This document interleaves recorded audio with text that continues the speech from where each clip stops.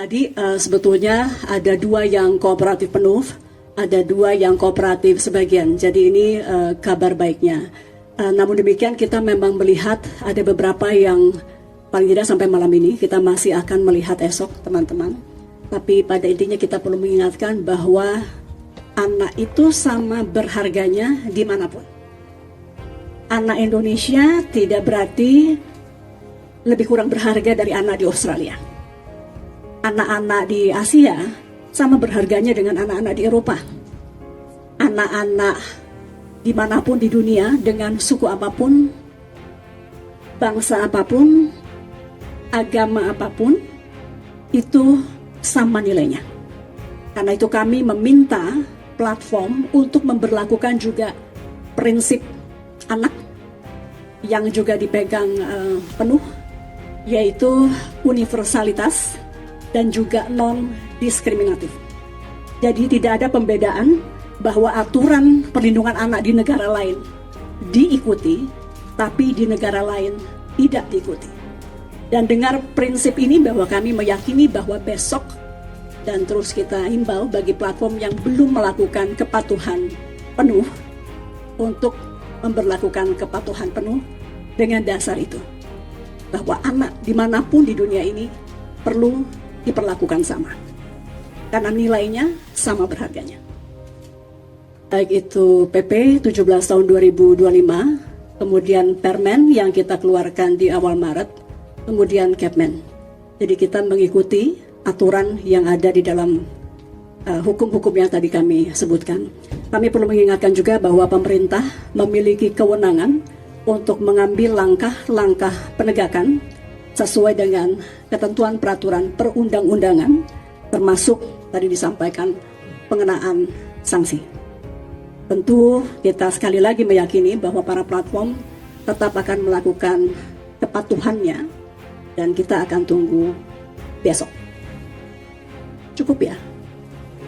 Satu lagi, ulangi kembali bahwa pemerintah memiliki kewenangan untuk mengambil langkah-langkah penegakan atas aturan perundang-undangan yang telah dikeluarkan oleh pemerintah Republik Indonesia, dan bahwa entitas bisnis apapun yang beroperasi di Indonesia wajib mematuhinya. Demikian ya teman-teman, terima kasih. Kalau untuk data privasi saya bisa tambahkan sedikit. Justru aturan ini kita lahirkan untuk melindungi data-data privasi anak. Data privasi anak saat ini justru tersebar berserak di berbagai platform sosial media. Anak-anak belum tahu mana yang data yang perlu tidak ditayangkan. Kita juga menduga dari banyak studi dan juga kasus-kasus hukum di negara lain bahwa data-data anak juga dieksploitasi untuk kepentingan monetisasi.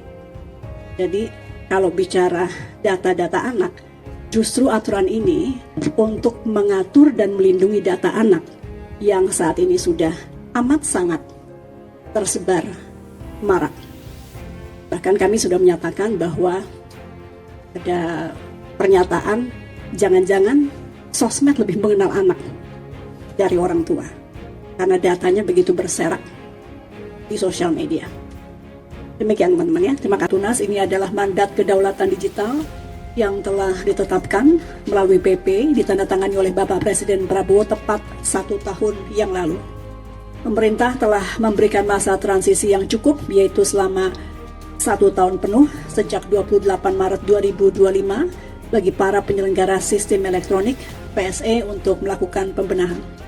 Setelah menetapkan peraturan turunan pelaksana PP Tunas, kami juga telah bersurat dan menginstruksikan khususnya kepada 8 platform pertama karena dilakukan secara bertahap, dan pada tahap implementasi awal ini untuk menyampaikan komitmen dan rencana aksi kepatuhan dari masing-masing platform. Dan malam ini kita akan menyampaikan kepada publik mengenai update kepatuhan platform berdasarkan skala kepatuhan dalam rangka implementasi dari sejumlah platform. Dapat kami sampaikan bahwa pertama, status kepatuhan bersifat dinamis. Artinya ini yang akan saya umumkan adalah per malam ini, yaitu pukul 21.30. Kita masih menunggu sampai esok tentunya. Untuk saat ini kita perlu memberikan apresiasi kepada platform yang bersikap kooperatif penuh. Teman-teman sekalian, ada 2 platform yang melakukan kooperatif penuh dalam pemenuhan kewajiban kepatuhan, yaitu yang pertama adalah platform X dan platform Bigo Live. Platform X telah mengumumkan perubahan batas usia minimum menjadi 16 tahun, dan ini sudah dilakukan jauh hari, yaitu sejak 17 Maret tahun 2026, yang disampaikan di halaman pusat bantuan. Penyesuaian ini juga telah diselaraskan pada panduan pengguna atau community guidelines mereka. Meskipun pada awalnya sempat meminta perpanjangan waktu, namun X, kita apresiasi, telah memberikan komitmen untuk melakukan identifikasi dan juga penonaktifan akun dimulai dari esok.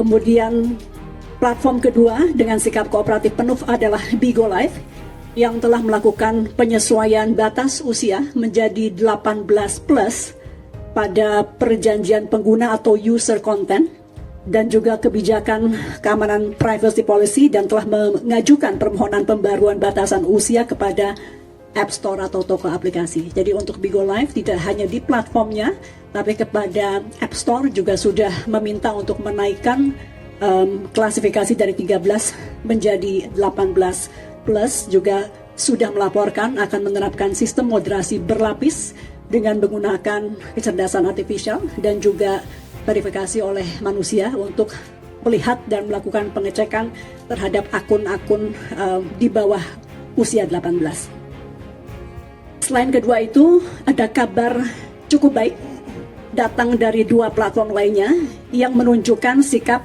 kooperatif sebagian, yaitu Roblox dan TikTok. Kepada keduanya, kami tetap meminta untuk segera melengkapi kepatuhan agar dapat dilakukan secara menyeluruh.